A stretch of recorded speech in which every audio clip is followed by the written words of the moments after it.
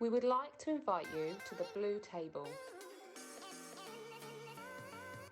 a place to discuss the world around us. From the hot topics of the day to how we deal with all that life throws at us.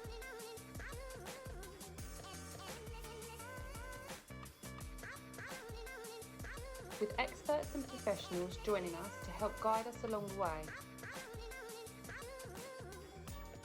We will explore all things from mental health, sexual identity, culture and race, and so much more.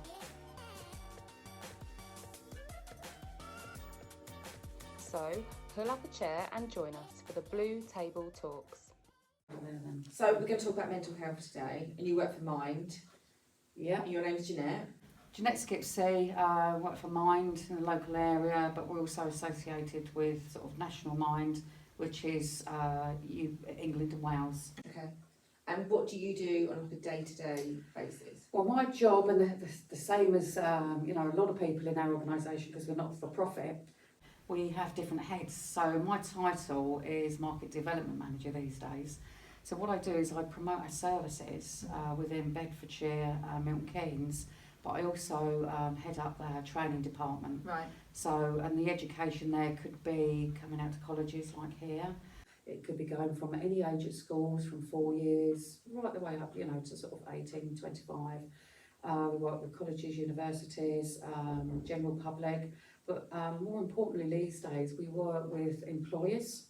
So we actually go into the workplace now and try and educate. So that's everywhere we can do. Big thing that we do as well is really look at stigma and raise awareness around mental health.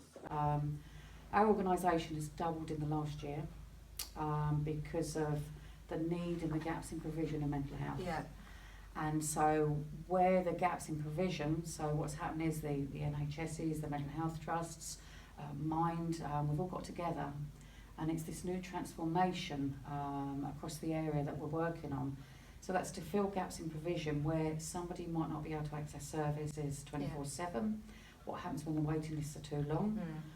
We have these crisis cafes that people can actually phone, or we've actually got face-to-face services now where somebody that's in a crisis can get immediate help. Right, fantastic, yeah. Yeah, I've actually got a friend that goes to one of them Yeah. in where I live, so yeah, I knew about that. So my job is promoting all the services, but also heading up the training, helping develop wellbeing policies, consultancy, coaching, teaching. So it's a very broad job. So you talk about stigma around mental health. What do you mean by when you say stigma? I think when we look at stigma, it's basically there's still a great majority of people that are frightened of mental health. Yeah. And it's about raising awareness and education. So stigma is, let's say for example that somebody's walking down the road and they're chatting to the lampposts and the trees in their own little world, and there might be somebody that comes past and they're very afraid and they walk across the other side of the road. Yeah.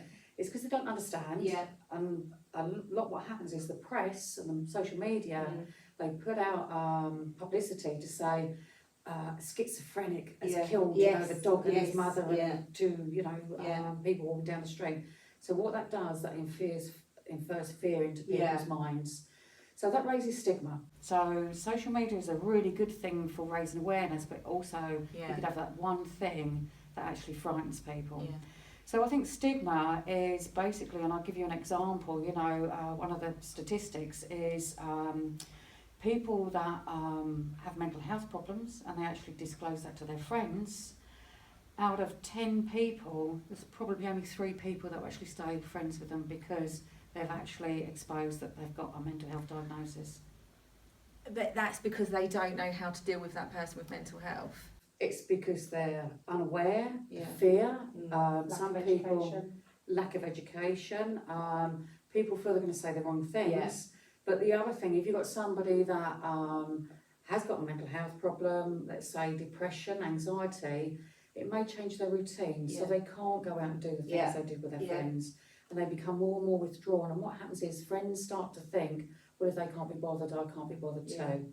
the best thing you can do in that situation is just check in with that person, even text, once a week, just say, hi, how you doing? I'm just thinking of you. And I do think push a little bit as well. So if somebody says, I'm absolutely fine, and that person isn't okay, actually, are you okay? That's where we use approach, and that's before even asking that question, because we've all got instinct. And if we associate with people on a common basis, even a complete stranger, instinctively, majority of us know that something's not quite right. So ask that question. I've noticed that you don't seem yourself lately. Is there anything that I can help you with? Is there anything you want to discuss? You've given that person the opportunity to talk to you. So it's almost given them permission to say, actually, notice I'm not feeling too good. Or that person may choose to say, actually, I'm absolutely fine. And it depends on how well you know that person, how much you're going to challenge them to say, well, actually, I'm really concerned.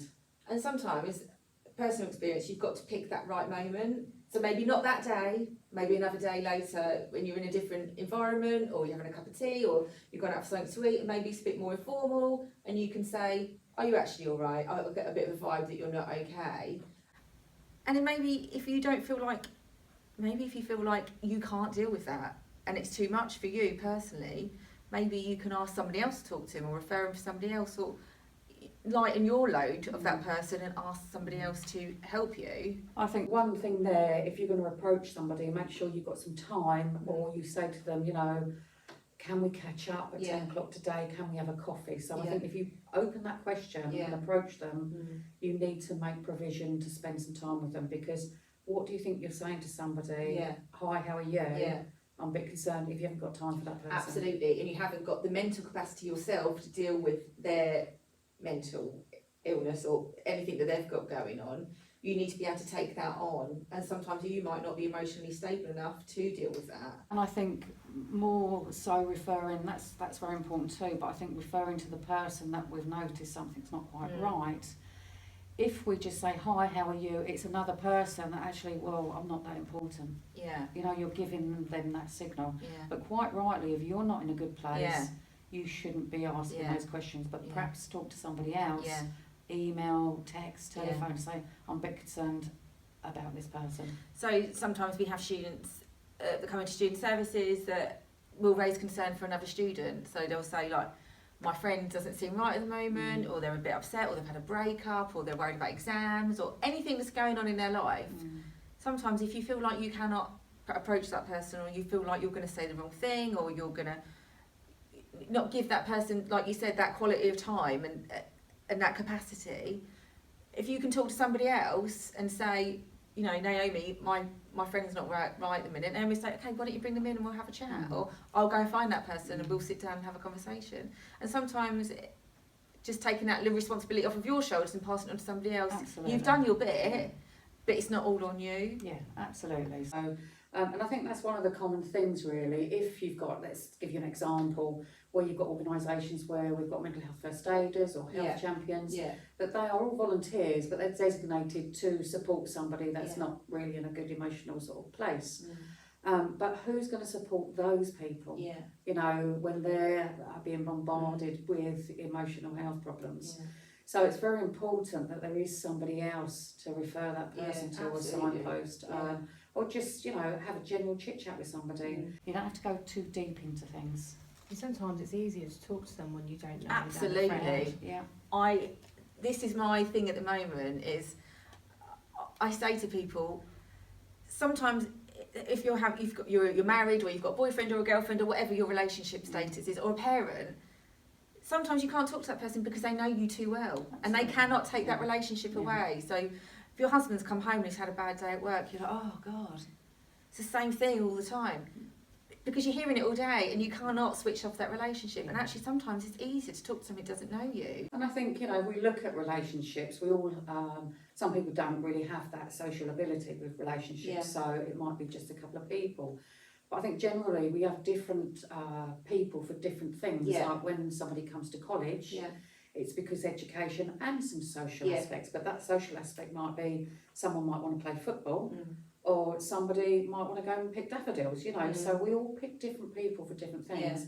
I think one of the biggest issues today is some people are very isolated and they don't have that social apt to talk to other people. So maybe they'll go online and do online chats or gaming, things like that, and they look for support online maybe rather than in person. I think it's very important to have that information on hand, so if somebody doesn't want to talk, and maybe that it's something that you build into your education, perhaps into your welfare sessions that you have, certain apps and certain safe sites to go on, because there's a lot of sites that are not very safe. So I think it's making safe for people to access that information. But quite rightly, when you're talking to somebody, you're offloading. So when you actually open up and talk, that's something that's coming out and you're sharing it with people. And in my experience, when somebody has offloaded something, they feel so much better because they've shared how they're feeling. And it's not so bad for them. And the person you're offloading to, you want to be able to trust that information with, that it's going to stay with that person, or it's not going to be used against you or brought back up when you're feeling better, and holding it against you that you opened up and you've talked about your feelings and stuff. Yeah, and I think it's very important, circumstance if it is emotional health, but there are certain things that we can't keep secret. Yeah. We Absolutely. never say secret. So let's say somebody is a danger to their own life. Or somebody else's, then that's where we have to break confidentiality, and get sort of emergency service involved with that. Of course. I did want to touch on self-harm. I've recently had a conversation with somebody about self-harm, and we were talking about stigma earlier, and they didn't want to talk to the GP about self-harm because they thought that they would have their children taken away from them. And I did explain to that person, that's a release for you. And I just wanted to sort of touch on that you will not be made to feel awful about yourself if you choose to self-harm. I think, first of all, they probably need to speak to a specialist. GP is a brilliant place to go, always. It depends how prolific the self-harm is, because we couldn't rule out that the children wouldn't be at risk. Okay, so because if it is prolific self-harm, then the children are in a risk state. Now, self-harm, really, it's about controlling a situation, and quite often some people self-harm because they feel good, they feel a release of that pressure, and it's the only thing that they feel control of their life. So I think, really it's specialists sort of help, really, mental health services. There's some really good self-harm, organisations out there. So, and I can understand a lot of people won't go to the GPs for many reasons, because they're afraid of circumstances. Or having something happen to them because of the way that the things that they've confessed to their GP or whoever it is, or a friend even saying I've self-harmed, and then being like, oh my God, what are you doing that for? And being upset about it, which is right, you can be upset about people self-harm, but it's how to approach somebody that is self-harming. Ask the question. I would say with anything, it's much better to feel a fool when somebody's saying what you're on about, I fell in the brambles, than not asking that question. So if you notice anything, even in young people, if you notice something different, that somebody's got some cuts on them, some bruises, how did you get that? Ask that question, and that person might just say, none of your business, but you've asked, and it depends your duty of care for the person that you're supporting, your role in supporting that person, what you do for the next steps, really. But if it's somebody that really doesn't want to share what's happened to them, and say, look, I am concerned about you, that I've noticed this over a period of time. And then what you can do is pass them some information to signpost to, organisations that can help with that self-harm. And then you've done your bit there. Other people, they might turn around and say, well, actually, I'm having a really bad time at the moment, I'm not coping. So it depends on that person you ask. And self-harm is actually a behaviour. It's not a mental health diagnosis, but it has got underlying issues there. So there's some kind of trauma why somebody would always self-harm, but it's seen as a behaviour. But it does come under the mental health umbrella. Okay.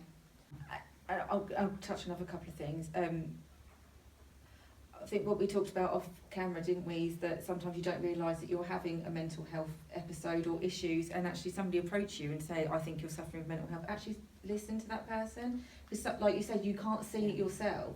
And sometimes it might take somebody out a source that says, I don't think you're well. And then you can think, actually, no, I'm probably not well. I think it's how we approach somebody. And again, always say something rather than say nothing. But I think the terminology mental health frightens a lot of people. So the word emotional well-being, someone might look at you and think, what are you talking about? Like hippy dippy. Yeah. So, but it's about your emotional health, you know. So if you say to somebody, I'm concerned about you, you know, your behaviour, the way you've emotionally been lately, you know, I'm very concerned, rather than dipping in saying, I think you've got a mental health problem. So maybe approach that person a little bit sort of more dignified, I suppose, you know, a little bit more flexible in that conversation. And then there are other people that would be more than acceptable to saying, well, actually, I'm not feeling good. No, yeah. And I think it's not taking it, like you were talking about earlier, taking the stigma away from it and understanding that you've got a mental health issue and actually supporting yourself and not being embarrassed about the fact that you've got mental health, or worry about people judging you because you've got you've got poor mental health, and not worry about people seeing you like you're not strong, or you can't support yourself, or you can't look after your children. I mean, I know we're talking about to young people, but some of our young people do have children. Knowing that you can still function and be a parent or be a sister or a daughter or whatever, but have mental health, you can still be... Absolutely, and we all have mental health. There's no health without mental health. And what we tend to do is, if we look at physical health and mental health and two separate things. So if we've broken our arm, or we've got, feel a bit of the lurgy, we're quite happy to share that with people, how we feel, aren't we? Yeah. If you're not feeling good emotionally, we're very reluctant to say, actually, I'm having a bad day. See it as a weakness. Yeah, like it's okay to take like a mental health day if you need one. Yeah. That is a problem. We do talk about that in our office. It's educating, it's making it safe. And I think the other thing as well is, encouraging wellbeing factors into people's lives. So, especially with young people, what have they had to eat today? A can of Red Bull. Well, that's not going to help your mental health. So, and if you can have something, even if it's, a little cup of orange juice, you're getting some vitamin C in your body. So, but it's just that tiny step with things. So nutrition's very, very important. Okay, so how that is obtained, but never say you shouldn't be doing this, because in a young person's mind, if you say don't, they will. They will, yeah. And it's judgment as well, isn't it? You're judging me. Yeah, absolutely. Young people are meant to stay up all night and play games and do that, because it's part of their transition of a teenager. A little bit about rebellion as well, so, but you can do both. You can look after yourself and do these things, It's a myth that teenagers need loads and loads of sleep, or less sleep than anybody else. An average teenager needs 8 to 10 hours sleep. Right. So what you'll find is a lot of young people now, they probably 6 hours sleep because of all of the media devices that keep us awake. Yeah. And what we've got to look at as well, not just mental health, there might be some disabilities there. People might have learning disabilities. Right. There might be some behaviour problems there. There might be other things going on in the background. So we have to look at it in a much broader spectrum to say that person's behaving like that, they must have a mental health problem. Because of something there else. Might be lots of things going on there. Yeah. And it's very difficult, a young person, because they're still young and they're not an adult. They're in this place of transition, aren't they? So and they're learning, experiencing all the time. And sometimes when we're not experienced in something, we may behave irrationally because we're frightened. Yeah, I totally agree with that. I don't know if you can talk about this, but when we're talking about psychosis and schizophrenia and things like that, and mental health, drugs and alcohol, could we talk about that and how that has a part to play in it as well? Absolutely massive, especially in the young mind, because our brain is not fully developed. And there's been, research and proof that somebody that drinks alcohol at a young age, under the age of 17, somebody that takes drugs, whether that's cannabis, moving on to class A drugs, have a real detrimental effect anyhow. But it's been proven that somebody under the age of 17 with prolific use of marijuana will actually impair their brain, and it can bring on psychosis. I was going to say, my experience, that was what the problem was. It was cannabis. Class A drugs can bring on psychosis. Alcohol can bring on a whole lot of speculative problems with somebody. Anybody that has substance misuse will have emotional health difficulties, whether that's addiction. There are some people that can do recreational drugs. Obviously, it always affects the body, but because of their background might be completely stable, they might sail through it. So you mean like on a weekend, Friday night, Saturday night, go out, do some drugs, have a some- drink, on a weekend, go partying, Monday morning, get up, go to college, go to work, and absolutely fine, it's done. It You can. can leave it yeah. behind and it's... Absolutely, for some people, you know, I mean, there's been lots of research done in this field, but for some people, especially young people that start, you know, experimenting substance misuse at a young age, will have detrimental effects. Right. It affects your social life, it impacts on everything around you, Yeah. you know, and yes, it will lead to mental health problems Yeah. in majority of people Yeah. at a young age. Okay. Yeah. I think one of the big problems that we've got in sort of, you know, sort of environment at the moment is body dysmorphia, where we've got Instagram, we've got, you know, Facebook, all of the Love social Island. media. Okay, I'm not talking about that, but okay. So I think if you're stable, I think, Yeah. you know, if you've got if you've been nurtured or natured in your upbringing, Yeah. where you know what is normal. Yes. And you know, you haven't got an erotic parent that is worried about what they look like all the Oh, time, you yeah, know, really yeah, neurotic about yeah. it, because you can learn behaviour. Yeah. The other thing with all the social media platforms, in a young mind, not just young mind, because women in their 50s to 55 have really been affected by a lot of these social media platforms, and they feel that they have to look a certain way. Now it's in all the magazines, it's on everything that we have on sort of social media, you know, in photographs. Now, what I always say to somebody is, when you go and have your photograph done, what do you do? Smile, hopefully. You get your hair Oh. looking nice, you wash it, you put your best clothes Yeah. on, don't you? Yeah. But do we always look like that? We don't. So what we're doing, we're being very voyeuristic, and we look at these images and we think we should be looking like that, but All the that's time. not true. Yeah. Yeah. Yeah. You know, I think Stacey Solomon has been a really good one. She done a blog on there, and she said, this is what I look like for TV, this is what I look like normal. I follow Stacey Solomon. You know, and she's very grounded. She's very normal. They're a isn't she? celebrity Yeah. family, but she brings people back down to earth. So she's very good for any age group. Really of anybody. relatable. I think we're hearing a lot about mental health in a lot of younger people. It always surprises me when young people, I know our audience is 16 up, but when younger children have mental health, it really blows my mind that such young people are suffering with mental health. And there's many reasons for it. I mean, there can be genetic factors. Right. So what happens is we inherit genes from our genetic Right. inheritance. So that might be that you're more sensitive because your mum or your dad is more Right. sensitive. Yeah. So you inherit that characteristic. You can't necessarily inherit a mental health problem, but you can inherit those sensitivity characters. Or, I mean, people say to me, I laugh like my mother, you know, so that's a characteristic that I inherited. Yeah.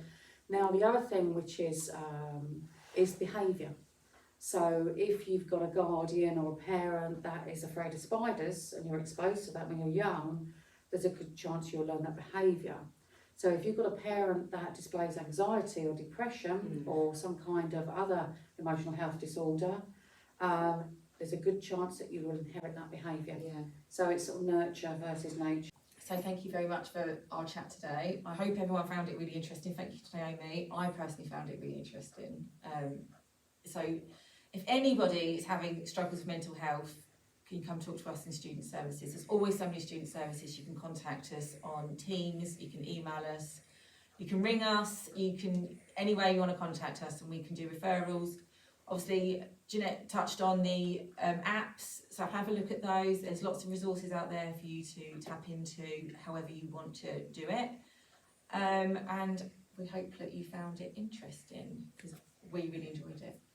So thank you very much. Thank you.